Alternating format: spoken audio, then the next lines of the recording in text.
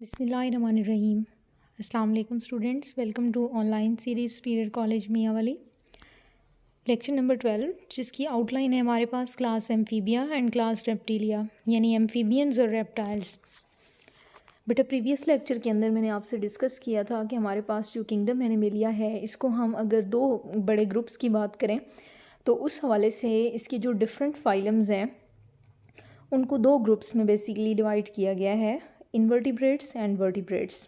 ठीक है, अब वर्टिब्रेट्स का हमारे पास जो बेसिक हम कहते हैं कि उसकी एट्रीब्यूट होता है, खसूसियत होती है, तो वो हम किसको कह रहे होते हैं? Organisms having backbone. ठीक है, जिनकी रीढ़ की हड्डी होती है, या रीढ़ की हड्डी रखने वाले जो ऑर्गेनिजम्स हैं उनके अंदर proper well developed spinal cord, उसको हम कहते हैं कि दीज आर वर्टिब्रेट्स। और वर्टिब्रेट्स का जो फर्स्ट ग्रुप होता है हमारे पास दैट आर फिशेस। ठीक है, सब क्लास स्पाइसेस के बारे में हमने पढ़ा था।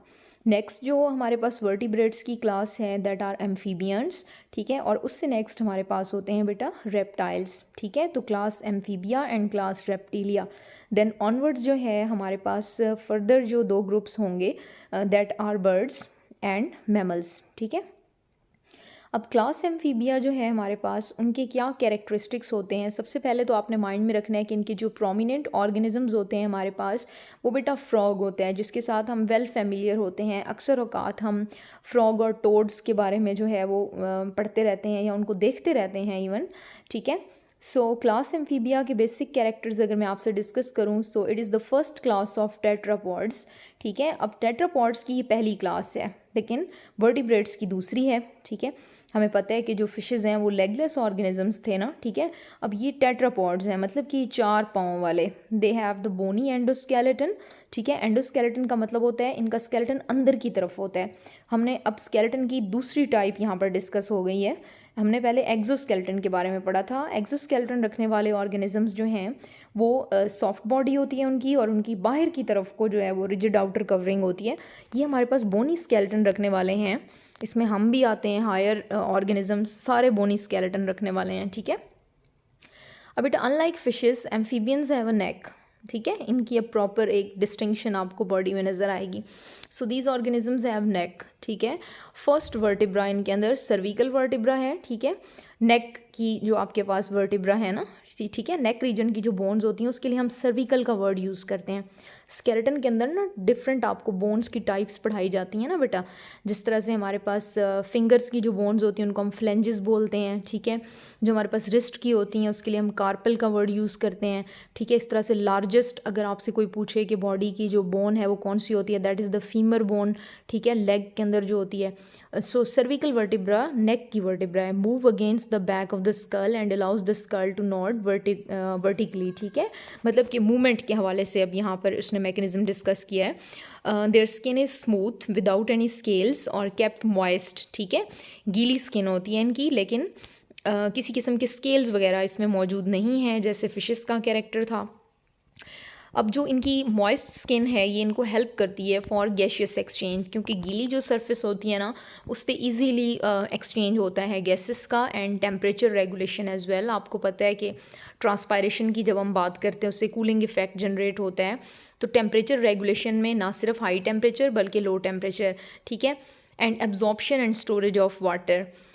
Their heart is double circuit.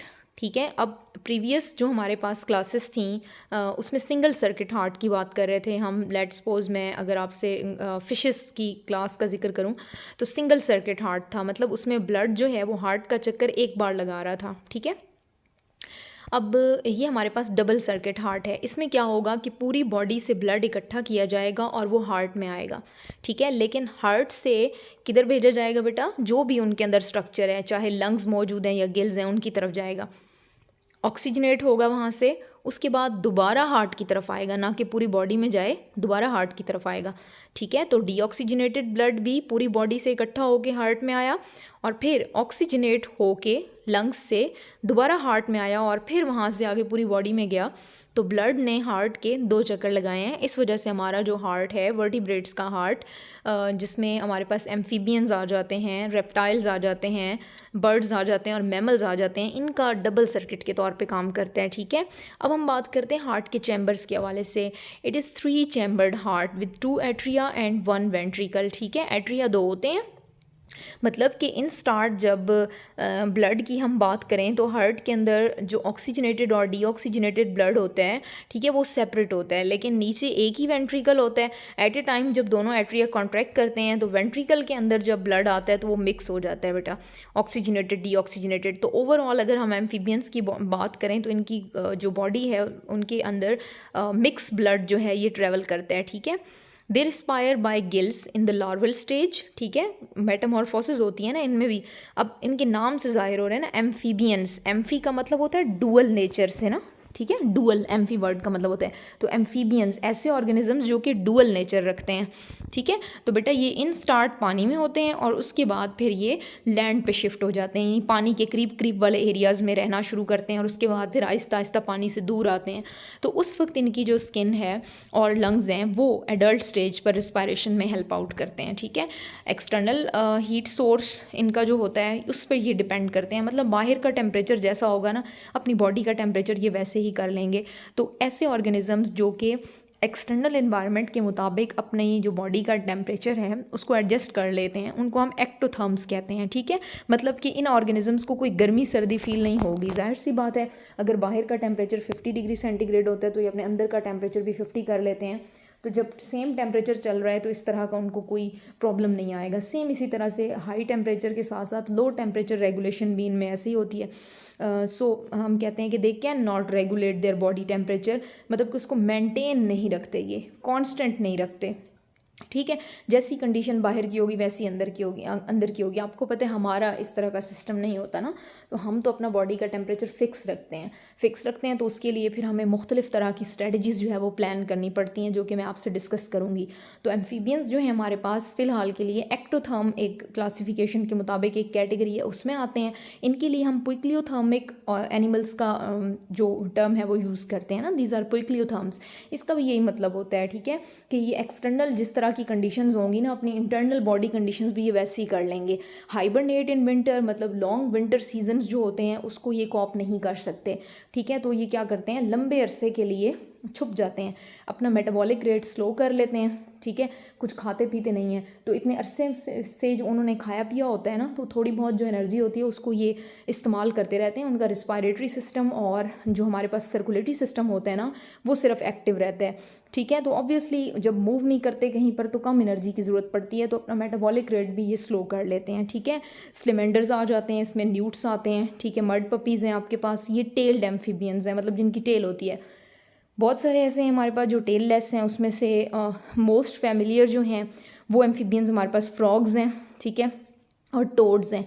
Tod भी बिल्कुल फ्रॉग की तरह का एक ऑर्गेनिज्म होता है, ठीक है। गर्मियों में हम अक्सर देखते हैं कि वो जंपिंग का मैकेनिज्म होता है उसका, और थोड़ा सा डल ग्रीन कलर में और साइज़ में भी छोटा होता है, वैसे फ्रॉग की तरह लगता है। फ्रॉग का साइज़ कंपैरेटिवली टोड से बड़ा होता है और डार्क ग्रीन कलर होता है। फ्रॉग्स जो हैं वो यूजुअली पानी के करीब करीब वाले एरियाज़ में रहना पसंद करती हैं, ठीक है। उसके अलावा सिलिशियंस और द लेगलेस एम्फीबियंस होते हैं, ठीक है, लेग्स भी नहीं होती इनकी, मतलब अपेंडेजेस नहीं होते। एम्फीबियंस आर यूनिसेक्सुअल, ठीक है, मेल और फीमेल ऑर्गेनिजम्स अलग अलग होते हैं। अपना एग और स्पर्म जो है वो वाटर के अंदर रिलीज़ कर देते हैं और फर्टिलाइजेशन वाटर के अंदर ही होती है, ठीक है। तो इनका जो जाइगोट है, जो लार्वा है, वो कहाँ पर बनते हैं बेटा, वाटर के अंदर, और जब वो एडल्ट में चेंज होते हैं तो फिर वो पानी से बाहर आ जाते हैं। तो ये एक एक्चुअली इनका मैकेनिज्म होता है। तो इसमें आपको कुछ डायग्राम के अंदर जनरल एम्फीबियंस दिखाए गए हैं जिसमें स्लेमेंडर शामिल है। काफ़ी तेज़ स्पीड के साथ मट्टी वाले कलर का ऑर्गेनिज्म होता है और वो हमें इधर उधर चलता फिरता नज़र आता है, ठीक है। नेक्स्ट हमारे पास है class reptilia. Reptiles are the first animal group that possess the amniotic eggs, ठीक है। अंडे जिसको हम ट्रू उसमें कह रहे होते हैं कि शेल एक प्रेजेंट होगा, फिर शेल के अंदर की तरफ को एक एमनियोटिक सैक मौजूद होगा, ठीक है। उस तरह के एग्स रखने वाली ये क्लास है। फर्स्ट टाइम इनके अंदर जो है ये प्रोमिनेंट एग अपीयर होगा। अब एमनियोटिक एग्स वो कहते हैं कि क्या होता है, ये प्रोटेक्टिव एक्स्ट्रा एम्ब्रियोनिक मेम्ब्रेन्स होती हैं, मतलब जो एम्ब्रियो होता है ना एग के अंदर उसके ऊपर प्रॉपर 3 मेम्ब्रेन्स होती हैं जिनको हम एमनियन, एलेंटॉइज एंड कोरियन का नाम देते हैं, ठीक है। और ये मेम्ब्रेन्स हमारे पास अप टू हायर ऑर्गेनिजम्स तक अब मौजूद रहेंगी जिनके अंदर एग बन रहा होता है, ठीक है। उसके बाद बेटा एम्ब्रेन्स, ये जो मेम्ब्रेन्स हैं आपके पास ये क्या करती हैं, ये प्रोटेक्ट करती हैं जो हमारे पास एम्ब्रियो होता है उसको, ठीक है, और इस काबिल बनाते हैं इनको कि ये लैंड के ऊपर जो है वो सक्सेसफुल हो जाएं। एमनियोटिक एग्स जो हैं also contain a large amount of York भी इनके अंदर होता है, जो कि एम्ब्रियो जब तक उसके अंदर रहेगा, शेल लाइक स्ट्रक्चर के अंदर रहेगा, तो उस वक्त तक उसको फूड मिलती रहे, ठीक है। और वो फूड किस फॉर्म में होती है आपके पास, वो एल्ब्यूमिन की फॉर्म में होती है। एल्ब्यूमिन आपके पास एक प्रोटीन है, ठीक है, जो कि न्यूट्रिशनल वैल्यूज़ इसकी बहुत ज़्यादा होती हैं। एमनियोटिक एग्स जो हैं ये कैलकेरियस शेल के साथ कवर भी होती हैं, मतलब वो जो अंडे का एक बाहर की तरफ को छिलका होता है ना, ये उसकी बात कर रहे हैं, ठीक है। Partially permeable to gases but not to water, ठीक है। आपको पता है अंडे के अंदर छोटे छोटे पोर्स होते हैं, हम कहते हैं, जहाँ से गैशियस एक्सचेंज हो रहा होता है, लेकिन इतने भी नहीं होते कि वहाँ से वाटर एंटर हो सके, ठीक है। ये जनरल सी डायग्राम जो है यहाँ पर आपको दिखाई गई है, इसको आपने ज़रा लेक्चर को स्टॉप करके यहाँ पे देख लेना है। रिमेनिंग जब हम इसके कैरेक्टर की बात करें तो बेटा ड्राई स्किन होती है, स्केली, बोनी एंडोस्केलेटन होता है, जैसे मैंने आपको बताया, ठीक है। थोड़ा सा स्पेशलाइज कैरेक्टर रखेंगे अब ये एम्फीबियंस के मुकाबले में, क्योंकि ये कम्प्लीटली पानी से बाहर आ चुके हैं, ठीक है। स्कल इसका जो है ये लॉन्गर देन एम्फीबियंस होता है, ठीक है। इसकी जो फर्स्ट 2 सर्विकल वर्टिब्रा होती हैं, मतलब नेक रीजन के अंदर जो इसकी बोन्स होती हैं, Atlas and axis allow the more movements of head, ठीक है। अब बेटा ये आपको सिंपली मैं ऐसे कह सकती हूँ कि एम्फीबियंस के मुकाबले में ये इस लिहाज से स्पेशलाइज हैं थोड़े से, बल्कि अगर हम ओवरऑल वर्टिब्रेट्स के हवाले से बात करें तो ये ज़्यादा स्पेशलाइज दिख रहे होते हैं हमें, क्योंकि बेटा इनकी जो नेक रीजन के अंदर बोन्स होती हैं ना, उनकी रोटेशन ज़रा ग्रेटर एंगल पे हो सकती है, ठीक है। मतलब कि वो अपनी गर्दन जो है ना उसको मोड़ के इधर उधर ज़्यादा बेहतर तरीके से चीज़ों को जो है वो ऑब्जर्व कर सकते हैं। In their heart ventricle is incompletely partition, ठीक है। अब इसमें भी स्टिल डबल सर्किट हार्ट होगा, लेकिन बेटा इसमें चैम्बर्स 4 हो जाएंगे, ठीक है। 2 एट्रिया हो जाएंगे और 2 वेंट्रिकल हो जाएंगे, ठीक है। लेकिन जो वेंट्रिकल है ना उसकी पार्टीशन अभी कंप्लीट नहीं होती इसमें, मतलब इनकम्प्लीटली पार्टीशनड होता है ना, जो हमारे पास इस बात की इंडिकेशन है कि लाइफ जो है वो सिंपल से कॉम्प्लेक्स की तरफ मूव करती हुई जा रही है, ठीक है। रेप्टाइल्स जैसे हमारे पास एम्फीबियंस कर रहे थे, एक्टोथर्म थे, ठीक है, एक्सटर्नल हीट को यूज़ करते थे for thermoregulation, they can not keep their body temperature at constant. तो ये किस में आते हैं बेटा, ये भी पोइक्लोथर्म्स में आते हैं, मतलब जैसा बाहर का टेम्परेचर वैसा अंदर का, ठीक है। फर्टिलाइजेशन इसके अंदर लेकिन इंटरनल होती है, ठीक है। अब ये डिफरेंस है इनका एम्फीबियंस के मुकाबले में ना। अब हमें अगर क्वेश्चन आ जाए कि हाईलाइट करें any 3 to 4 differences between amphibians and reptiles, तो ये भी एक प्रोमिनेंट डिफरेंस जो है हमारे पास ये कंसिडर होगा इनका, कि फर्टिलाइजेशन इसमें इंटरनल होती है, ठीक है। इसका मतलब है कि स्पर्म जो है उसको ट्रांसफ़र कर दिया जाएगा टुवर्ड्स द फीमेल बॉडी, ठीक है। वहाँ पर जाइगोट बनेगा और उसके बाद उस बॉडी के अंदर ही एग बनेगा और फीमेल जो है वो एग ले करेगी और वहाँ से जो है ऑर्गेनिज्म प्रोड्यूस होगा, यानी दीज आर ओवीपेरस, यानी एग लेइंग आपके पास ये ऑर्गेनिजम्स होते हैं। इसमें वन ऑफ द फेमस हमारे पास जो है उसका काफ़ी ज़्यादा डर रहता है हमें, जिस ऑर्गेनिज्म का प्रेजेंट डे जो रेप्टाइल्स हैं, मतलब अब के जो हमारे पास हैं, जिसमें लिजर्ड्स हैं, ठीक है, स्नेक है, टॉटोरा है आपके पास, क्रोकोडाइल्स हैं, तो ये हमारे पास डिफरेंट जो है वो फॉर्म्स आ जाती हैं। इसमें कुछ ये आपसे यहाँ पर पिक्चर्स भी शेयर की गई हैं, टर्टल भी इसके अंदर इंक्लूड किया गया है डायग्राम के अंदर। तो ये आपके पास जो है जनरल सा एक इंट्रोडक्शन था, ये कैरेक्टरिस्टिक्स थे जो मैंने आपसे डिस्कस किए क्लास एम्फीबिया एंड रेप्टाइल्स के बारे में, ठीक है बेटा। So that was all about the lecture. Thank you so much. अल्लाह हाफिज़।